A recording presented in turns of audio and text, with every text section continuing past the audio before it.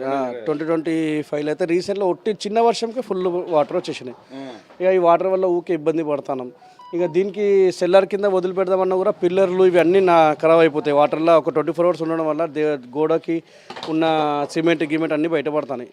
అయితే దీన్ని పట్టే చేసినామంటే ఈ హౌస్ లిఫ్టింగ్ మొబైల్లో చూడడం వల్ల ఒకసారి హౌస్ లిఫ్టింగ్ వీడియో చూసినాక తెలంగాణలో ఏ కంపెనీ ఏమున్నదంటే ట్రాంగిల్ అని ఒక కంపెనీ మాకు దొరకడం వల్ల ఆ ట్రాంగిల్ కంపెనీ ఓనర్ని ఫోన్ చేస్తే ఆ ఓనర్ వచ్చి బిల్డింగ్ని చూసుకొని, ఆయన ఇంజనీర్ ఉన్నాడు, ఆయన వచ్చి బిల్డింగ్ పిల్లర్స్ వగర బిల్డింగ్ కెపాసిటీ ఏంటిది అన్నీ చూసుకొని మాకు ఓకే అని చెప్పడం జరిగింది. మేము కూడా ఏం చేసినట్టే హైదరాబాద్లో వీళ్ళు చేసిన వర్క్స్ ఒక 9 ఇల్లులు చూసి వెరిఫికేషన్ చేసుకొని ఆ ఇంటి యజమానిని కూడా కలిసి మాట్లాడి మంచిగా ఉన్నదంటే చూసి ఎవరికి ఇబ్బంది లేకుండా, ఇల్లు పడకుండా, పక్కన వాళ్ళకి ఇబ్బంది లేకుండా సక్సెస్ అవుతుంది అంటే అటువైపు ఉన్న వాళ్ళ బంధువులు ఏమి అబ్జెక్షన్ లేదు, వాళ్ళందరూ సహకరిస్తారు. ఎందుకంటే వాళ్ళు కూడా చూసి ఏంటంటే పక్కన వాళ్ళు ఇబ్బంది పడతారు, వాళ్ళు కూడా చూసి మా ఇబ్బందులు ఏందో, వాళ్ళతో పాటు మా గల్లీలో ఉన్న వాళ్ళందరూ చూసి ఇబ్బందులు ఏందో వాళ్ళు కూడా కొంత ఈ రోడ్కి సంబంధించిన కొంత ఇల్లులు ఇంకా డౌన్ ఉన్నాయి, వాళ్ళు కూడా ఆలోచన చేస్తాను. దీన్ని బట్టి ఇది జరిగిన తర్వాత మేము కూడా చేసుకుంటామని ఆలోచన మీద ఉన్నారు. ఎంత మరి ఖర్చు ఎంత అయింది దీనికి?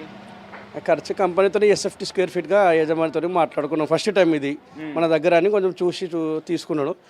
అందాజా ఒక 10 లక్షల వరకు వస్తుంది ఖర్చు వాళ్ళది. తర్వాత మెటీరియల్ ఏమన్నా ఉన్నా కూడా మా ఖర్చు వస్తుంది. అయితే గతంలో ఏమైందంటే ఇది 6.9 feet డోర్ ఇది. అయితే దీన్ని అప్పుడు కూడా మేము లోపల నుంచి లేపడం వల్ల ఏమైందంటే ఈ డోర్ చిన్నగా అయిపోయినాయి. ఇప్పుడు ఈ డోర్ కూడా మేము కొత్తగా వేసుకోవాలి. ప్రతి ఒక్క ఇంట్లో మొత్తం డోర్లు అన్ని కొత్తగా వేసుకోవాలి. డోర్లు, పైప్ లైన్, బాత్రూమ్, కింద ఫ్లోర్ కంపల్సరీ మార్చుకోవాలి. ఓకే, ఇప్పుడు ఇట్లా ఈ విధంగా చేసిన తర్వాత మళ్ళీ ఎంతకాలం వరకు ఈ ఇంట్లో నివాసం ఉండేట అవకాశం ఉంటుంది? 35-40 years పర్ఫెక్ట్ ఉంటుంది. మంచి గట్టిగా ఉంటుంది బందోబస్తు, ఏం ఇబ్బంది లేకుండా, ఏం క్రాక్స్ కూడా రాలే. కొన్ని లోతట్టు ప్రాంతాల్లో ఉన్న ఇండ్ల వాసులకు మీరేం చెప్తారు? అంటే ఈ విధంగా చేసుకోవచ్చు అని చెప్తారా, లేదంటే కొద్ది రోజుల వరకు ఏదో ఒక విధంగా ఇబ్బంది పడ్డా ఏం లేదు కానీ ఇట్లా చేసుకోకపోవడం బెటర్ అంటారా? అంటే పెద్ద ఇల్లు ఉంటే మళ్ళీ ఇరగొట్టి కట్టడం కన్నా 70, 80, 90 లక్షల ఖర్చు కన్నా ఇది చేసుకోవడం ఏంటంటే ఒకవేళ గట్టి పాత కన్స్ట్రక్షన్ ఉండి గట్టి పిల్లలు బెడ్ అన్నీ మంచిగా ఉంటే వాళ్ళు లేపుకోవడంతో మంచిగా ఉంటాయి. గ్రౌండ్ ఫ్లోర్ ఉంటే కట్టుకోవడం బెస్ట్. గ్రౌండ్ ఫ్లోర్ ఉంటే ఒకవేళ G+2 లాంటి ఇంకా పెద్ద బిల్డింగ్ ఉంటే లేపుకోవడం బెస్ట్. ఎందుకు తక్కువ ఖర్చు అవుతుంది. ఇంకొకటి దీన్ని ఏంటంటే దీని బేసే కొత్తగా ఫామ్ అవుతుంది, మళ్ళీ కొత్తగా చేస్తాను వీళ్ళు. జాకిల్ మీద సపోర్ట్ తీసుకొని కొత్త పిల్లర్లు, కొత్త బేస్మెంట్లు అన్నీ.